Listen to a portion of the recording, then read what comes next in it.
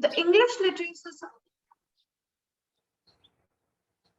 Good evening and welcome everyone. The English Literary Society Miranda House presents to you an interactive session with Jane Borges, an author and journalist whose latest book, Bombay Balchao, has received much critical acclaim and is soon to be adapted into a web series.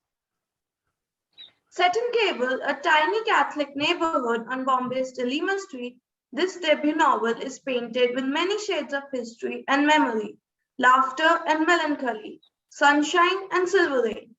The current session will take a closer look at this delightful addition to the literary subgenre of Bombay novel. Additionally, we'll delve into Burgess's writing process and artistic choices that went into the creation of the book. Jane Borges is a Mumbai-based journalist. She currently writes on books, heritage, and urban planning for Sunday Midday, the weekend edition of Midday newspaper. She has previously co-authored Mafia Queens of Mumbai, Stories of Women from Gangland with S. Hassan Zaidi in 2011. We hope to have a productive and engaging session with you. We're so glad to have you with us, ma'am. Thank Now, you so much. would you like to say a few words? Nothing much, but thank you so much for the opportunity. I am really looking forward to speaking with all of you today and having an engaging conversation about all things Bombay. So yes, once again, thank you for having me.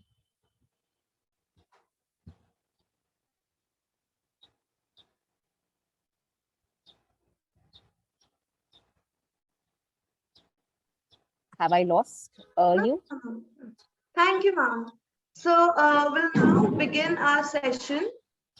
And over to you, Angel. If Angel is here.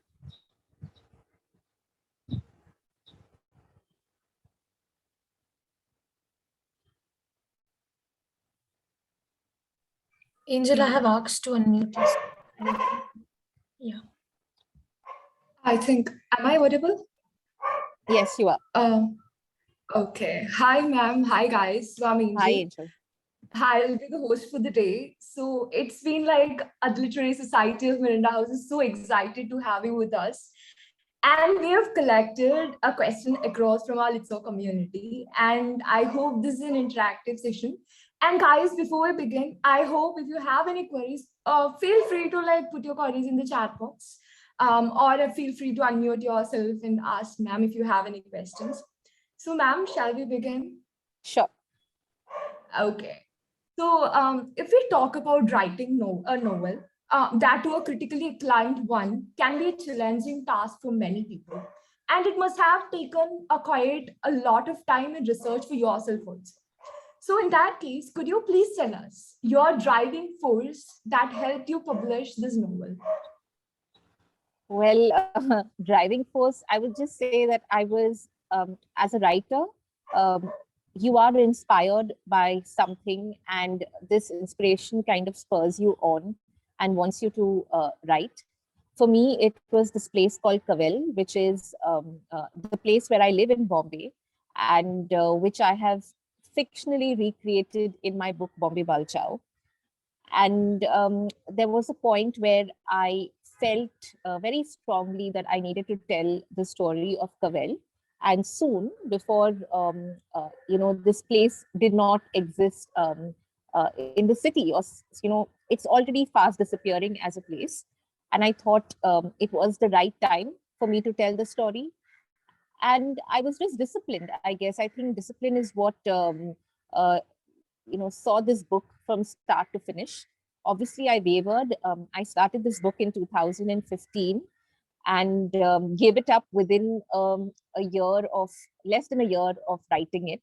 And then I got busy with my work as a journalist. And for about 3 years, almost 2 or 3 years, I didn't look at the book. But I think when I knew that I was ready to, continue writing again and ensure that I finished this project, I managed to see the book through. So yes, feeling inspired and being disciplined, I think they both helped in making Bombay Balchao come true. You are on mute.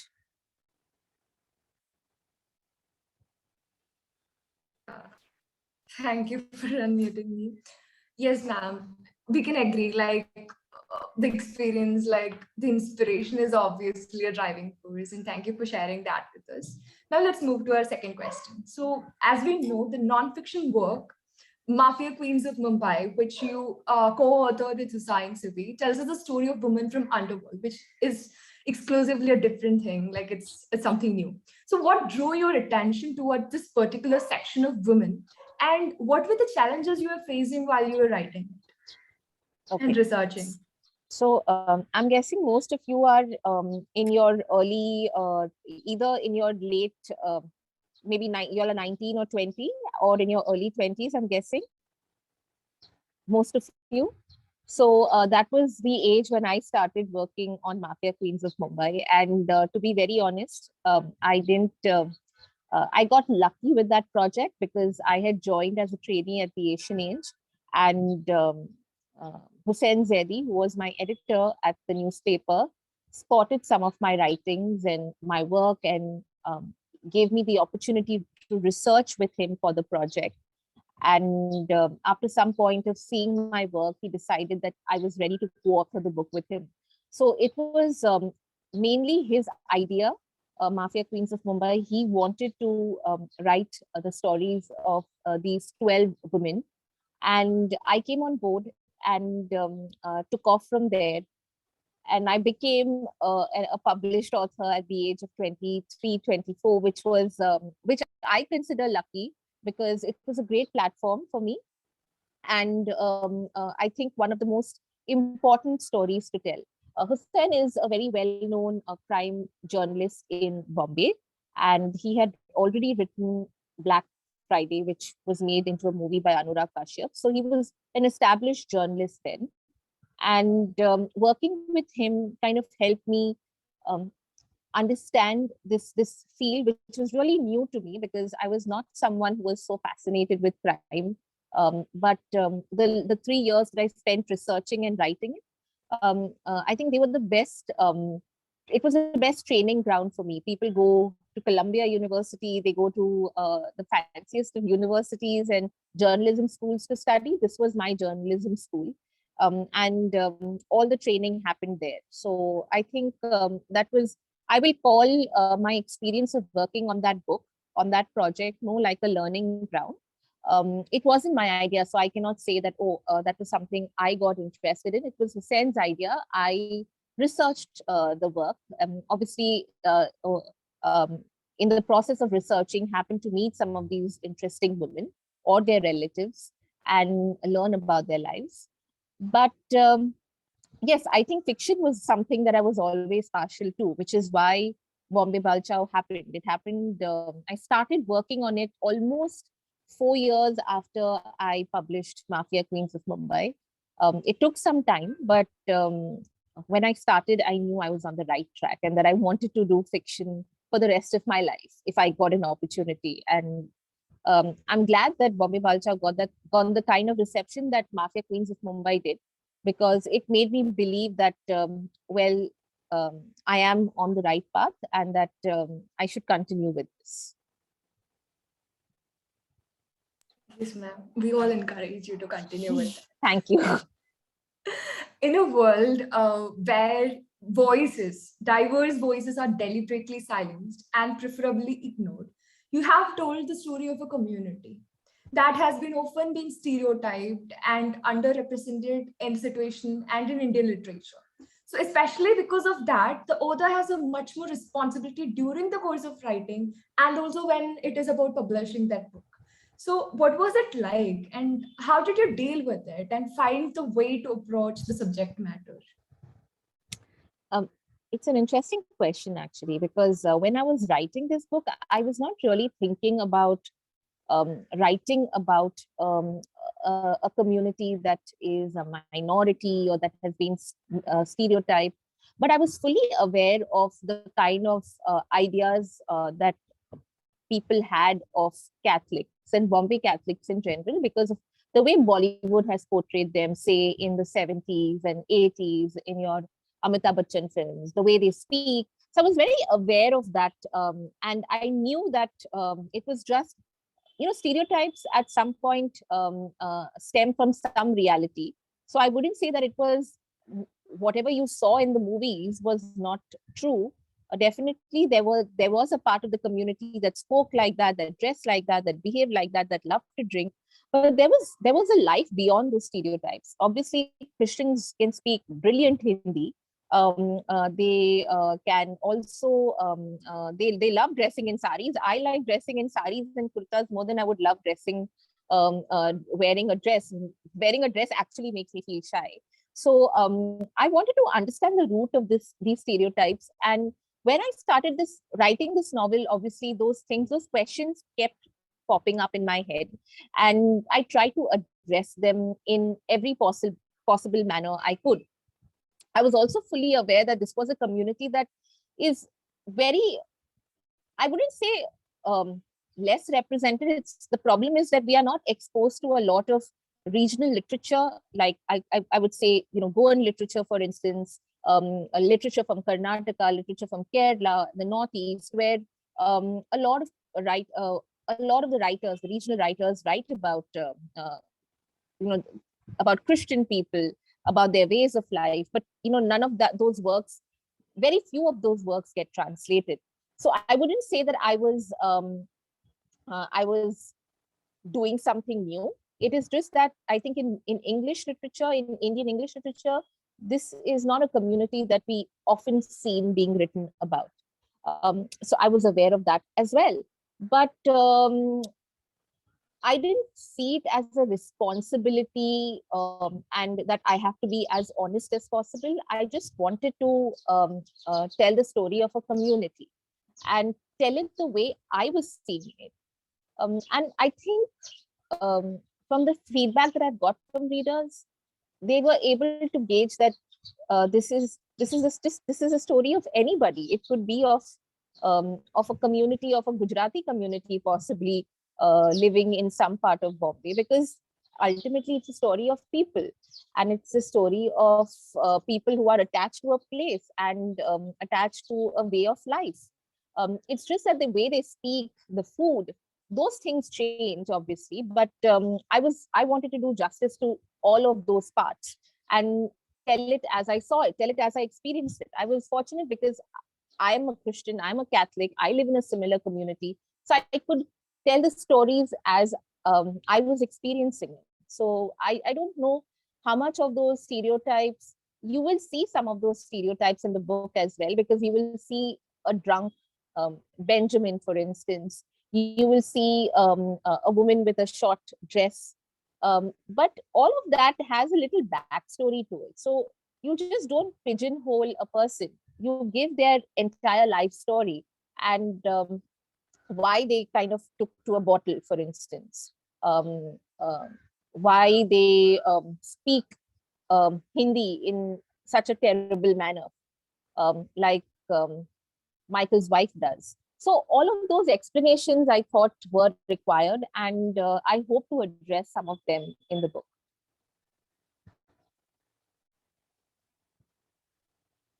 Thanks, ma'am. So, similar to that, artists in 21st century India are subjected to hate and derision whenever they write stories about religious minorities.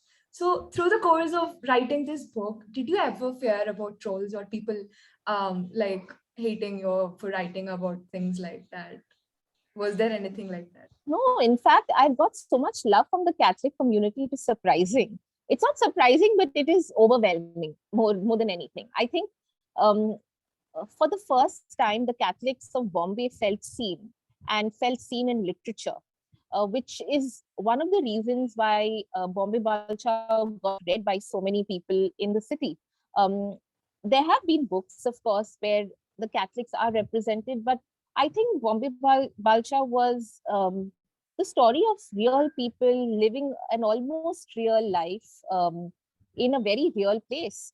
So obviously not real people, but almost close to real people. So I think at that level, many people found it very relatable. and it struck a chord with many Christians. And there were things that I wanted to capture, the whole church going experience, singing in a choir, for instance, which a lot of Catholics in Bombay do, going to these dances, Christmas dances, New Year dances, weddings.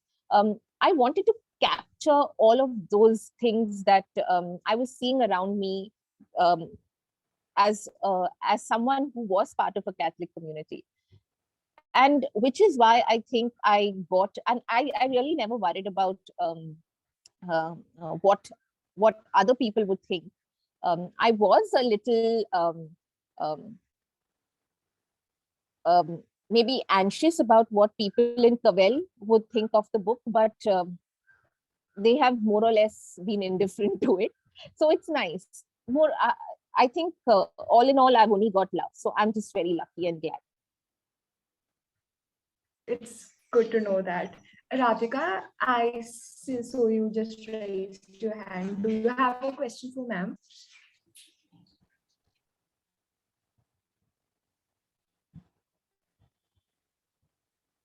Radhika, are you in the meeting? If not, we can move forward. Feel free to type your question in the chat box, or you can unmute yourself and ask ma'am directly.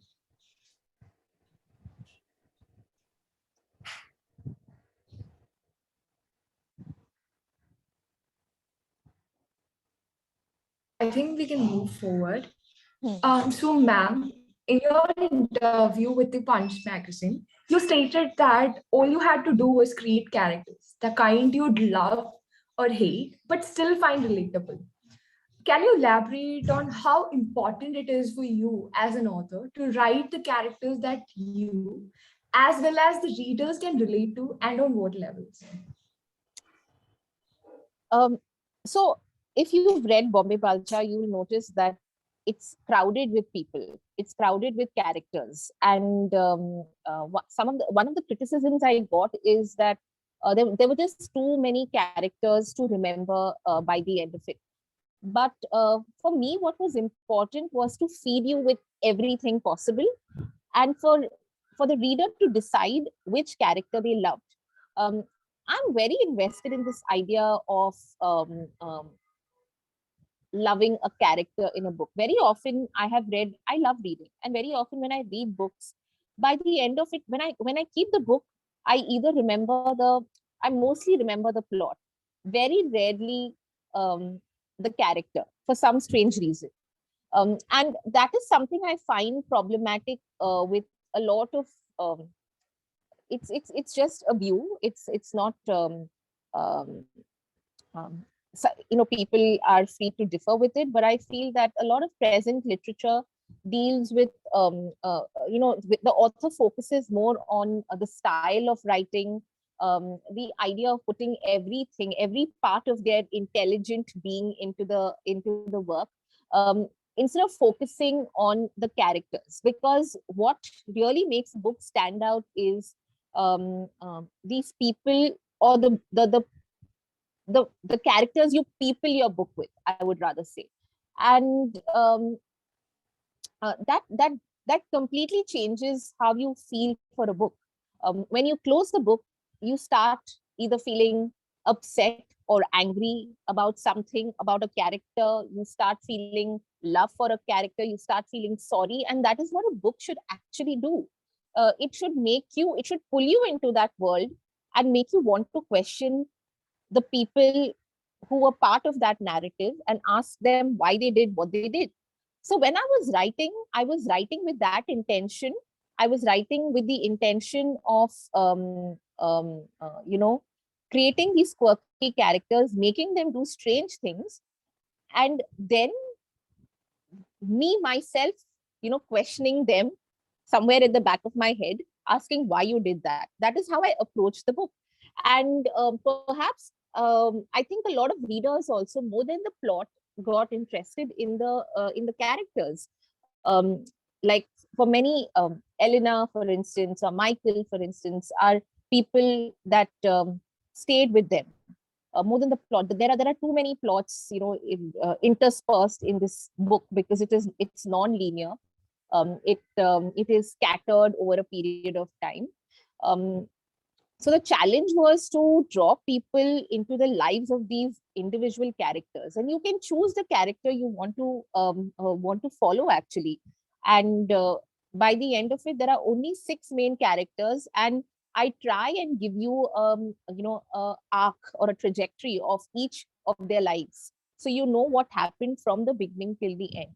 And that was my purpose, to tell the story of people as much as to just give you a very interesting and convoluted plot that makes you more confounded by the end of it. Yes, ma'am. That's a really great thought. Ma'am, we have a question in the chat. Mhm. Thank you, Charisma, for the question. So the question is, there is a vivid vibrancy in the cast of characters. For example, like for instance, Fioriane to sensitive Mario to gossip-loving Alana. So was there any real-life inspiration behind making of such real characters? Lots. I mean, all the people in my neighborhood, all my friends, even me. Like I feel there are parts of me in every character that I have created, and I think it's fun. I mean, I'm not like, every character is a sum total of many other characters or people I have met in real life. So I wouldn't say that, oh, this person is exactly like this person I know. I have just imagined them, and I have what I used to do is I had a soft board, a white board, and I would write the names of these characters down, and with each character I would invest certain qualities, and then think of how with these qualities they would take the plot forward. Now that also answers your previous question about why were you so focused on making the on making or creating relatable characters. For me, it's a character who decides how the narrative goes. It's like, we have, there's a destiny written for us, perhaps for all of us, but at the end of the day, we control our narrative. And I wanted these characters, through their qualities, through the way they behave and the way they just deal with things in life, to drive the story forward. If you realize, in every story a situation could have been so much different had the characters behaved in a certain way. But because the characters had these qualities in them, they decide to do something completely different, something that you do not want to see them do. Michael, for instance, without throwing spoilers here, I'm sure many have not read, but he's a strange character. And by the end of it, you actually want him to be with this certain person, but it's just the way he is, so stubborn and so rigid about the way he has lived his life. He chooses to not do what he has to. So I give them opportunities at different points in their life to change or to do things differently, but it is them who control it is they who control the narrative and take it in a completely different direction. And that is why I think these characters become relatable, because ultimately it is people who are in absolute control of their stories, right? So yeah, that is what I felt. Ma'am, from your experiences, the characters are so living. So, in related to that, how far is your personal experiences been an inspiration for your work? um Everything actually. I live in I live in Kavel. It is a neighborhood that looks a lot like the place I have imagined in my book. It's just a different name. Like, Kavel is Kavel for real, but instead of the real Bosco mansion, like instead of the fictional Bosco mansion, there is a pious mansion here.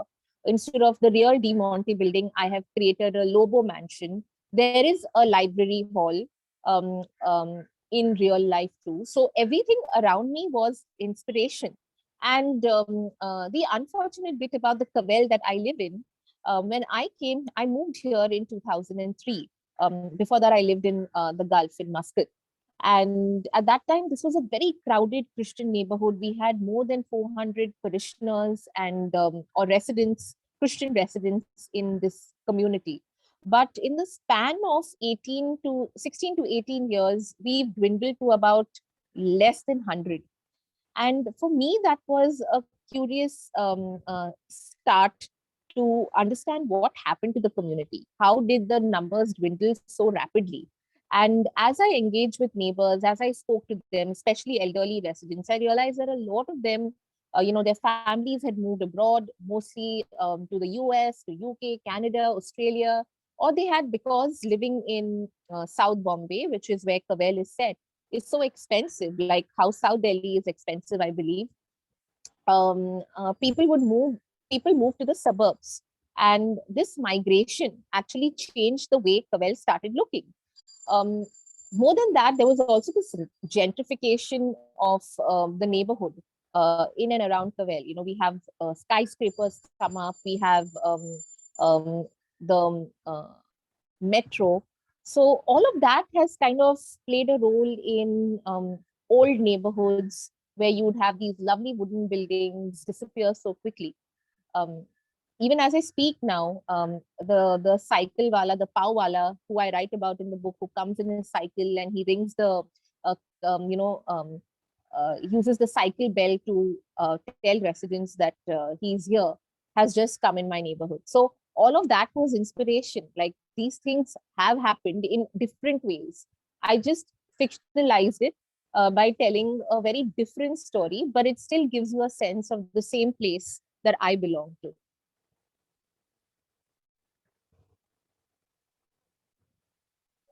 Thank you, ma'am, for that inspiring thought. Okay, so we have a question in the chat, so I'll read it for you. When you write a non-fictional text as this, how do you write a query for the letter for publishers to comprehend it without any bias, but in pure terms, intellect, and the art of writing? I didn't understand this question in the sense when I write. A letter for the publishers to comprehend it without any biases, but in pure terms, intellectual, I mean, I guess, and the art of writing. Okay, so Cavell is fictional, by the way, not non-fiction. But I'm guessing you're talking about pitching my book to publishers, right? I guess that's what Yeah, the question that's the means. question.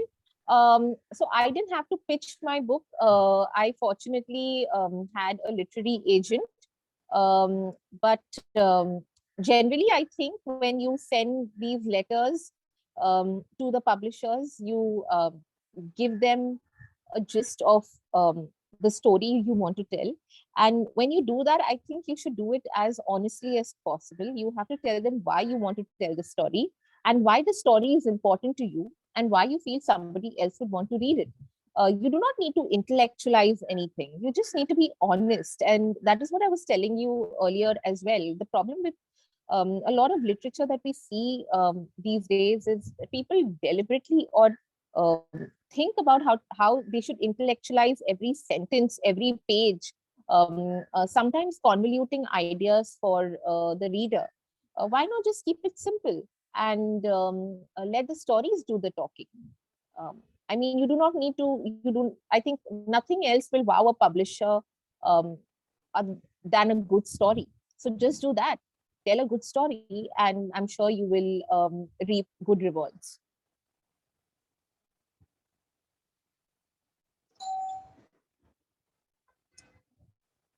I think there was another question in the chat group which I didn't see because I'm using my phone. Yeah, the host again muted me. I'm sorry about that. Yeah. Ma'am, I think she was asking that not that the literature bears the responsibility of representation, but in your view, what in some writing that does justice to the Indian Catholic community? What are the other kind of writings you mean? Other books? Yeah, I think so. Okay. What in some writings that does justice to Indian Catholic community? There are few books. Today we lost a very, very important person from the Catholic community, Maria Aruro Puto.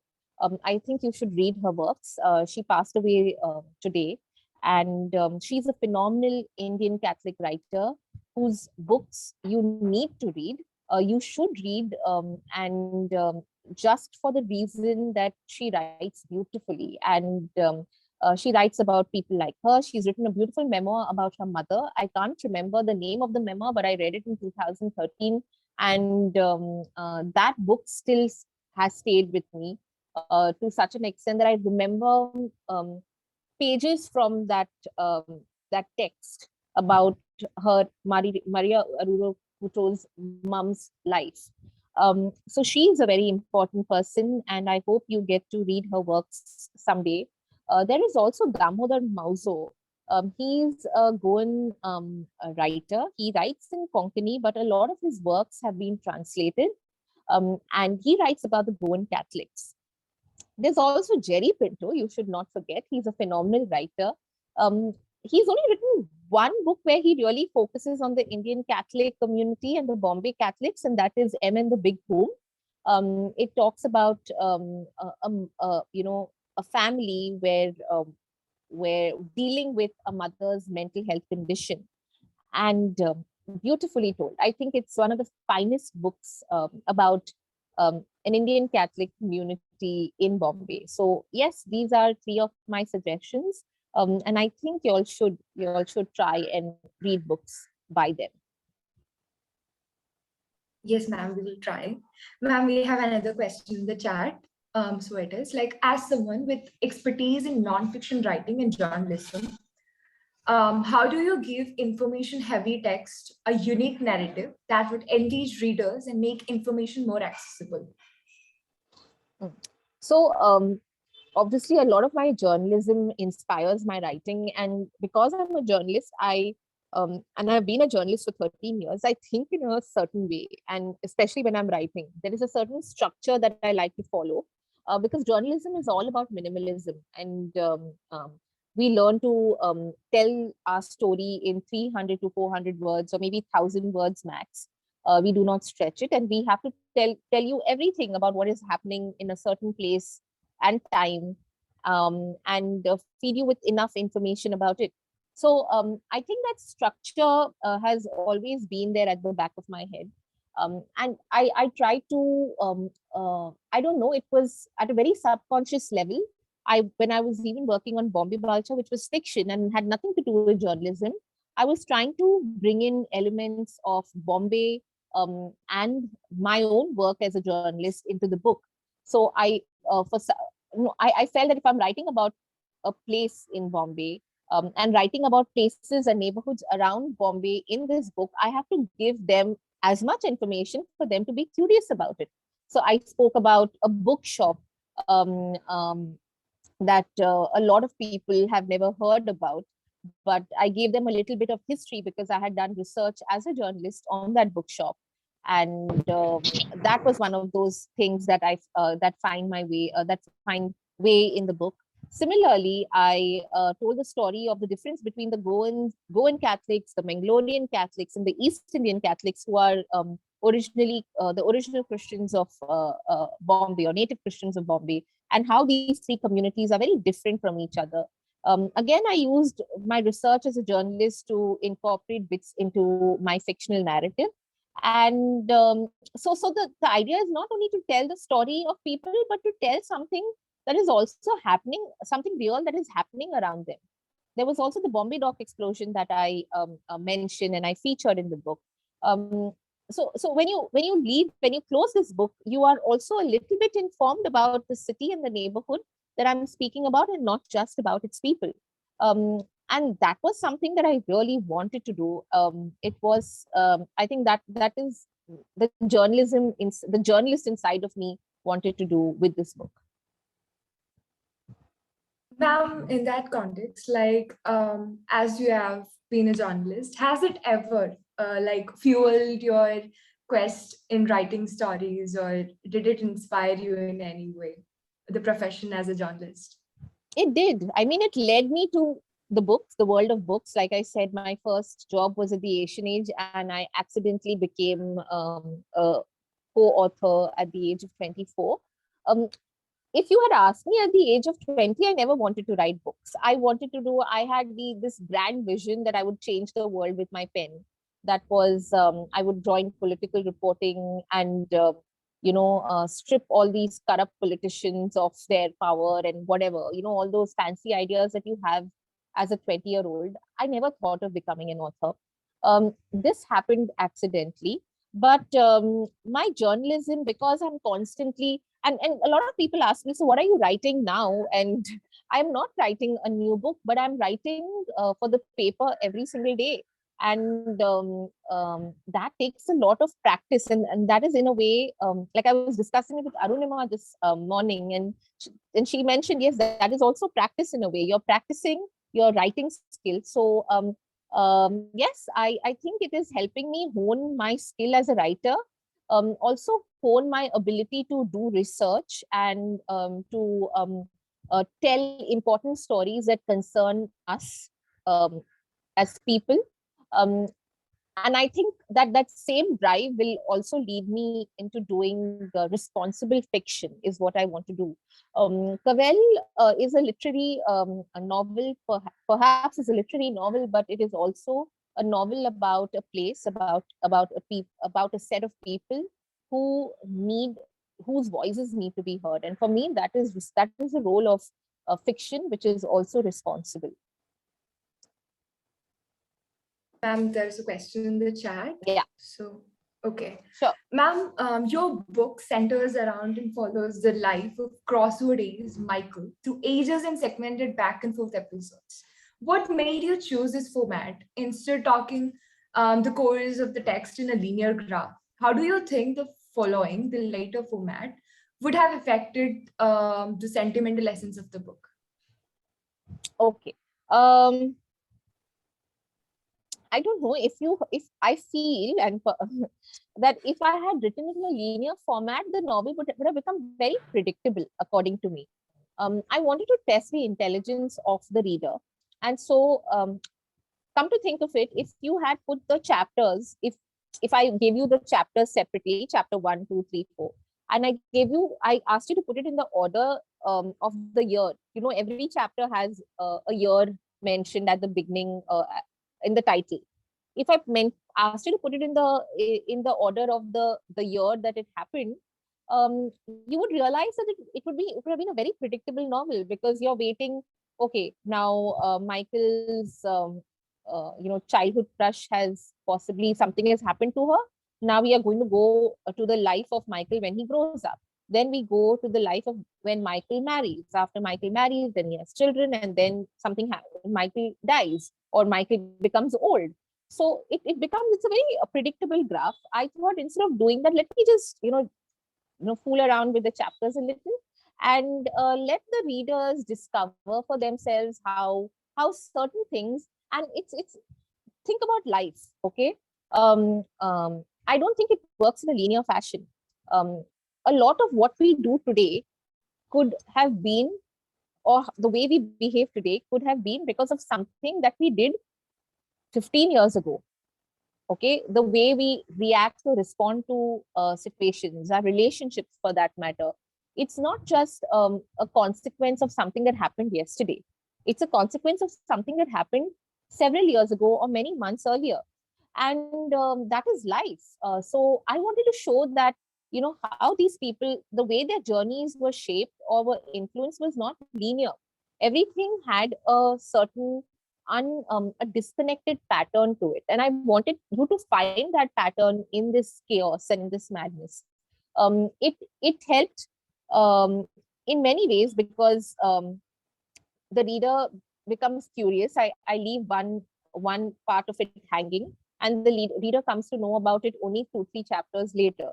As a writer, for me, that works very well, because then you're forced to read the other 2 chapters. But I also think that it makes the reader as invested in the story and in the narrative, and just not the writer, because now the reader wants to find out. Now the reader wants to know what happened, and that is why I chose that kind of particular storytelling.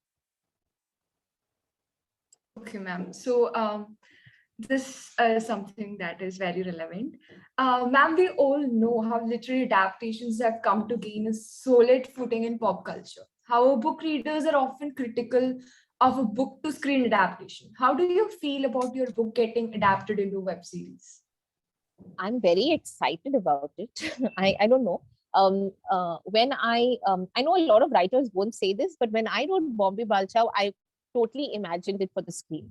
I totally imagined, see, as a writer, you want your book to have a different life of its own, not just in a book.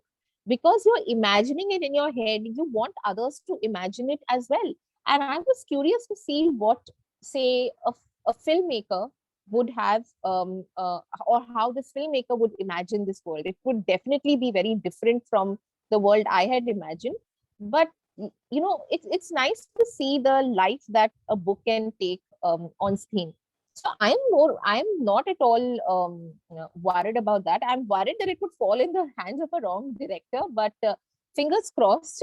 If there is a good director and there is an interesting cast, I think Bombay Balchao is a story that would need to be heard by many more people who do not need read books. There are so many people who do not read books, and I think this story and the story of this people and this community needs to be heard. And maybe screen is a great format to do that. Ma'am, I hope your dream come true. Thank you.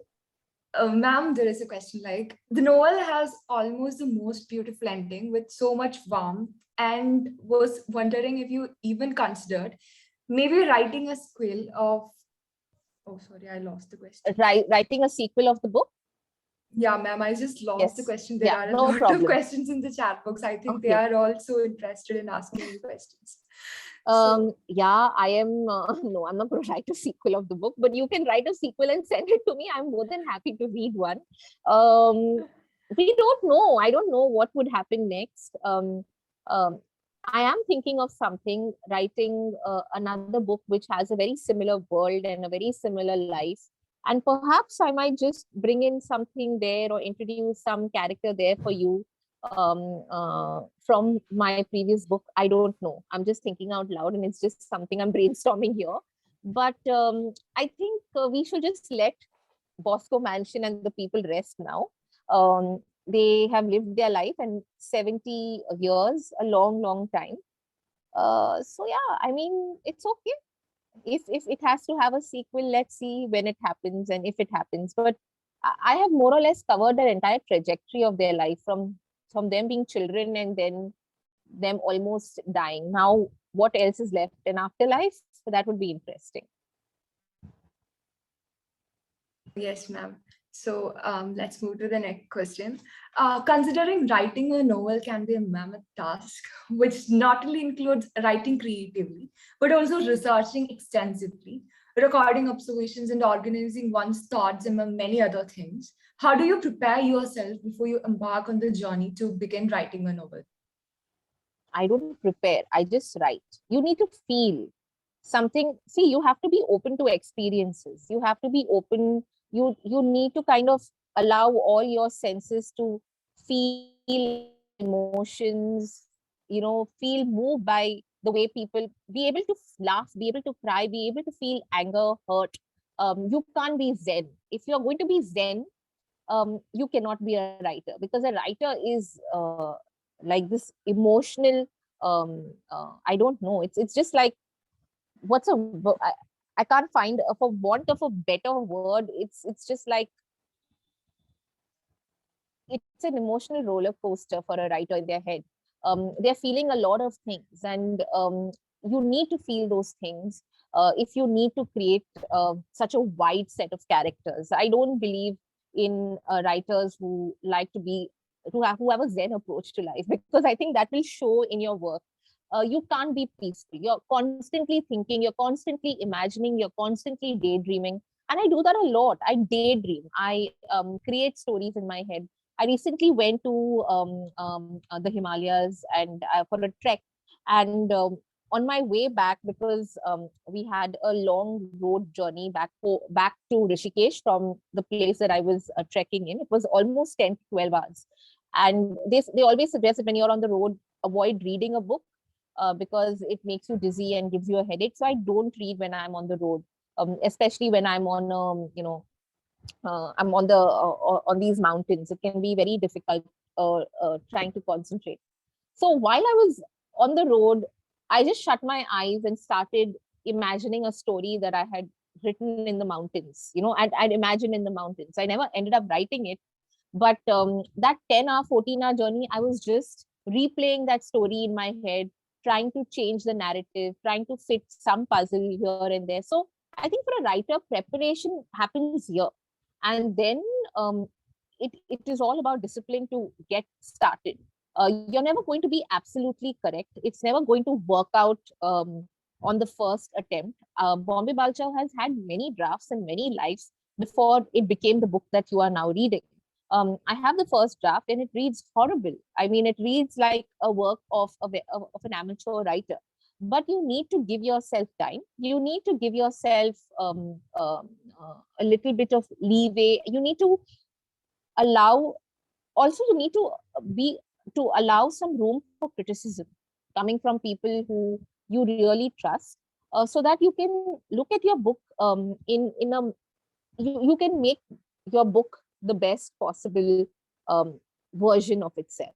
So I think all of those things play an important role. But I would say for preparation, start feeling, because unless you feel, you're not going to be able to write.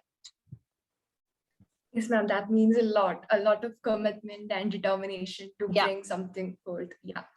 Ma'am, we have two more questions from the chat, so I'll just read them. So the first question is, whenever one introduces the audience to something novel or does something revolutionary, the response is an amalgam of both positive as well as negative reviews. However, negative responses can at times take a toll on the person's confidence. How do you deal with them and ensure that you take the criticism constructively? So I remember, I told you all right at the beginning that I stopped writing this book for 2 or 3 years. That was because I gave someone to read my draft and they completely dissed it. They told me it was a horrible story and that I should stop writing because they didn't see any merit in it. And that's when I decided I'm going to keep it aside because it really upsetted me. And I had just, that all that confidence I had in me, it just withered. I thought maybe I was on the wrong path and that this book was not meant to happen. And I decided to focus on my journalism, on my writing. And I didn't give it too much thought. I knew I had spent a lot of time writing the stories, but I said one day I will bring this book out and give it a better shape than it has. This is not to say that the critic who criticized my book broke me, but to say that I had taken his criticism seriously. At the point at which the criticism came to me, I was unable to handle it, which is why I didn't tear the book. What I did was, though I was unable to handle it, I decided to keep it aside. I shelved the project for a bit and decided to seriously consider or think what else I could do with the book. And like I said, at some, as I kept doing reporting or writing about the city, I realized that a lot of that could be incorporated in my novel and give it some added life and volume. And that is how Bombay Balchao happened. Bombay Balchao happened from a point of criticism, and I think it turned out the person is no more the one who criticized me. But had he read the book today, I'm sure he would have been very proud of me. And I'm very glad that he criticized my book at that point. Otherwise, I would have been this overconfident young lady trying to pitch a average story to publishers. And I didn't allow that to happen. I allowed this book to marinate in my head and brought the best version of the book that I could to my readers. We are happy that you kept trying. Thank you. Ma'am, some of our participants have raised their hand. Karishma, sure. Would you prefer to ask ma'am the question? Please unmute yourself. Yes. Good evening, ma'am. First Good of all, evening. it has been a great session. Thank you. And I've read snippets of the book, and it's really beautiful. So I have a slightly different question from what we have had the whole of evening. So balchao is typically a tangy and spicy Goan dish. It's almost like a pickle. So adding the Bombay epithet justifies the idea of a Catholic community in a chaotic Bombay setting in a very witty way.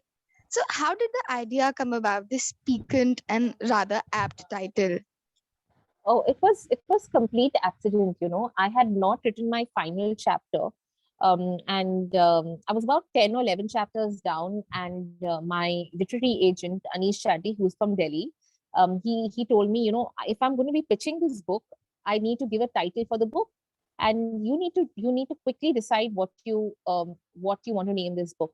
And I remember sitting with my brother and us brainstorming about the book, and we were thinking of, I don't know why at that point we were thinking of only food dishes, Bombay masala, Bombay, there's this fish called mackerel, and we call it bangra in Bombay.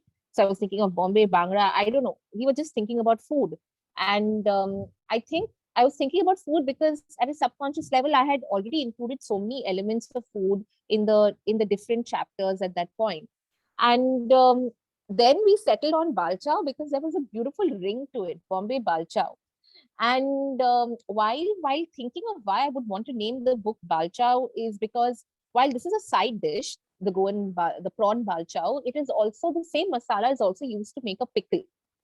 And all these characters, as you notice, they grow old, and they become teenagers, grow old, and there is a certain trajectory. There's a career path that a trajectory to their life. Basically, they are marinating in their own emotions, feelings, as well as time, to become the people that they eventually become by the end or by the last chapter. And I thought that was a perfect way to, perfect analogy. Pickle was a perfect analogy to their life, because for a pickle to taste the way it has to marinate in its juices for several weeks and months before it is something that you can really enjoy.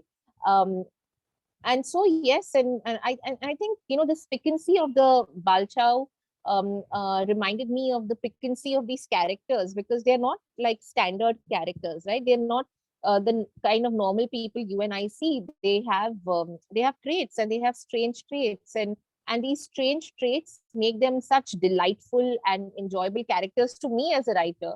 I hope they do make them as delightful to you as well. But I thought that would be a perfect way to kind of explain the story and explain this life that they have lived. Yes, of course. The metaphor of food really does justice to the environment of a neighborhood. There are fights, there's everything in in Bosco building. Right. Thank you, Karishma. Thank you, ma'am. So that was almost the last question. So as a Great. journalist, you still manage your time for creative writing, and that is Yeah. such a huge inspiration. So ma'am, Thank it's you. time to wrap up. I would Yeah. like the president of our society, our literature community, Ariam, to take over for the vote of thanks. Yeah. Before I end, I think somebody had a question of who are my literary influences. I thought I will just answer that for you, because I'm sure everyone would want to read these writers, and some of them are obviously Gabriel Marquez, for instance, one of my favorite writers, Jerry Pinto. I am a big fan of Chimamanda Adichie, and I think you should read all these authors and read their books. They come from a wide array. So there is Marquez is Latin American, Jerry Pinto is Indian, Chimamanda is African. There is Sham Selvadurai, who's Sri Lankan. There are so many influences, it never ends. But try and read their novels. I think you will definitely enjoy them. Thank you so much, ma'am, for this brilliant session. It was Thank so you. inspiring. My pleasure. Iriam, you can take over. Yeah, thank you, Angel, for moderating the session for us. Now, on behalf of the English Literary Society of Miranda House, the council, and all the students present here, I would like to thank Jane Borges. And it was such an amazing session, and we got to learn a lot. And I think it's safe to assume and to say that a lot of people here will go on to write books and go in the publishing Yes, industry. I hope so. Me too. Yeah. Yeah, so this was such an insightful session, and as you said, the publishing industry needs more work, needs more works in about ethnic minorities and religious minorities. And I hope that we can have such books and such sessions later. And also to thank Arunima Majumdar from Westland Publication. Thank you, ma'am, for giving us this opportunity. And thank you to everyone that came here and made this session very interactive. We are really sorry that we ran out of time, but I think if you can mail us the questions to Literary Society, I think maybe Jane or maybe Arunima ma'am can answer those later, and then we Sure. can answer it for you. Yeah. Yeah. Thank you so much. So I am really grateful to all of you who've turned up. I can see almost 59 participants, and it's so nice to have such a nice crowd come and listen to you. And I don't know. It's just I wish I hope I can meet you all in person someday, and work with some of you. So yes, thank you again. thank you so much, ma'am. We hope the same, that we can maybe have a session when this pause person, becomes yeah. offline. Yes, in yes. person. Yep. Thank Thank you you. once again to everyone. Thank you, Thank Jane. you. Thank you, Thank Meghna. you.